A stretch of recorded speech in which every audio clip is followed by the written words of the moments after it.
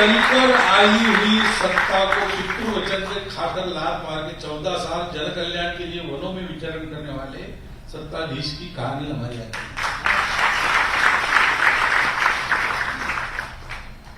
हम भारत है, और इसलिए जब हम कहते हैं हम भारत विकास परिषद है, तो पहला शब्द तो भारत है। हमको पहले समझना पड़ेगा। महाराज जी ने कहा भारतीय आधार पर, भारतीय विचारों के अनुसार, भारत की परंपरा के अनुसार होना चाहिए, होना ही चाहिए।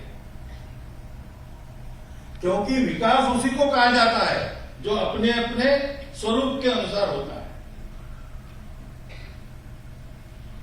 सर्कस में हाथी साइकिल चलाता है या फुटबॉल खेलता है, ये अजूबा जरूर है।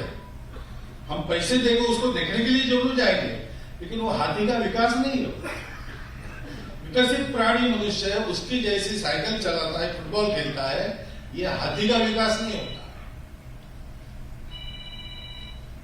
हर एक की अपनी प्रकृति के अनुसार उसका विकास है। तो भारत का विकास होगा तो भारत की प्रकृति के अनुसार होगा।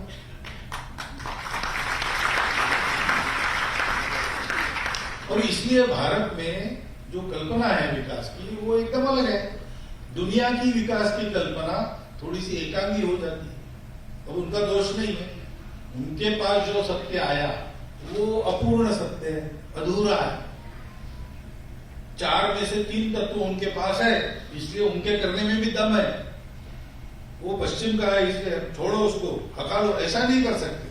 लेकिन ये जरूर समझना पड़ेगा कि उनके करने में अपूर्णताएं हैं, क्योंकि उनके पास 4 में से 3 साधन है, शरीर, मन और बुद्धि। इनको जोड़ने वाला क्या है? उनके पास नहीं। उनको पता है अर्थ पुरुषार्थ, पता है काम पुरुषार्थ, उनको पता है मोक्ष पुरुषार्थ का भी पता है।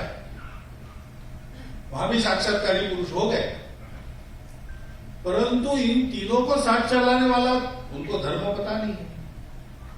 अर्थ कामों को अनुशासित रखना और मोक्ष की ओर बढ़ाना, इसके लिए वो धर्म आवश्यक है। और भारत के पास वो है, भारत के पास वो है। भारत धर्म प्राण देश है। तो भारत का विकास का आधार क्या होगा? केवल आर्थिक ऐसा नहीं है। धर्म है, धर्म है, किसी को नकारता नहीं। धर्म वो है वो सबको स्वीकार करता है। धर्म वो है वो किसी भी अतिवाद पर नहीं जाता, वो मध्यम मार्ग पर चलता है। धर्म वो है जो संतुलित होकर चलता चलाता है।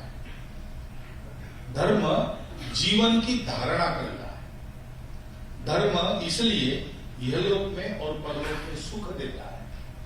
प्रारंभ में, अंत में, मध्य में, सर्वत्र धर्म आनंददायी होता है।